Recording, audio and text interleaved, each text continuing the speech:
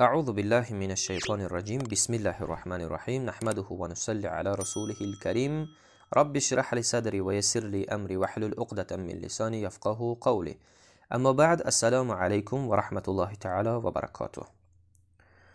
وعن أبي هريرة رضي الله عنه أن رسول الله صلى الله عليه وسلم قال: ما نقصت صدقة من مال، وما زاد الله عبدا بعفو إلا عزا، وما تواضع أحد لله إلا رفعه الله.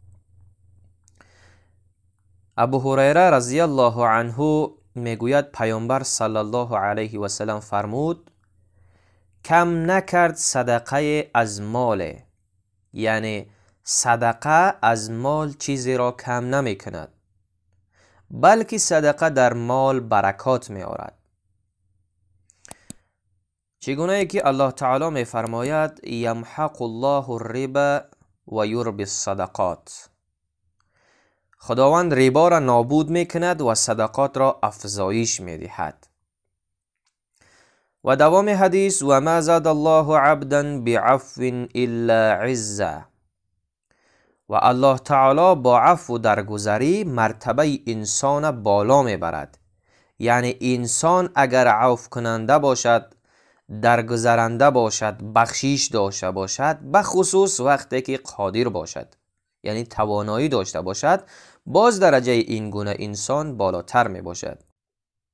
و در دیگر جا پیامبر صلی الله علیه و سلم می فرماید: من کظم غیظا و هو قادر علی ان ینفذه، دعاها الله سبحانه على رؤوس الخلائق يوم القيامة حتى يخيره من الحور العين ما شاء. یعنی روز قیامت شخصی را که خشم خود را فرو برده است، در حالتی که این شخص می توانست این خشم خود را اجرا کند، یعنی می توانست در بالای شخص این خشم خود را خالی کند، ولی این شخص خودداری می کند و خشم خود را فرو می برد.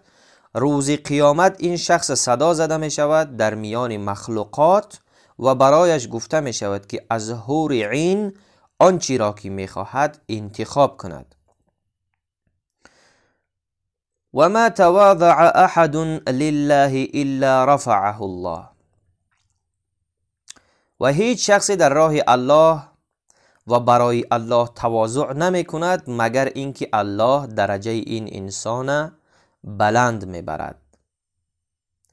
این حدیث را امام مسلم روایت کردند. حدیث صحیح است و حدیث خیلی بزرگ است. ببینید که در این حدیث سه موضوع مهم است که برای ما خیلی زیاد لازم است.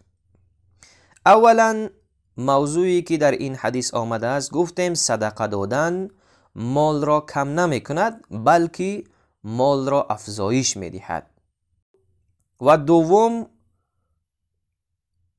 عفو درگذریش، یعنی عفو گذریش مرتبه انسان بالا می برد. سوم تواضع و خاکساری انسان مرتبهش پست نمی کنه. یعنی کسی که تواضع دارد یا خاکسار است هیچگاه در وجود این انسان کبر راه نمی یابد. و الله ما را از این نعمت ها محروم نکند و همگی ما را وارد جنت جاودانش بگرداند. و صلی الله تعالی علی خیر خلقه محمد و علی آله و صحبه اجمعین برحمتک یا ارحم الراحمین. السلام علیکم و رحمت الله تعالی و برکاته.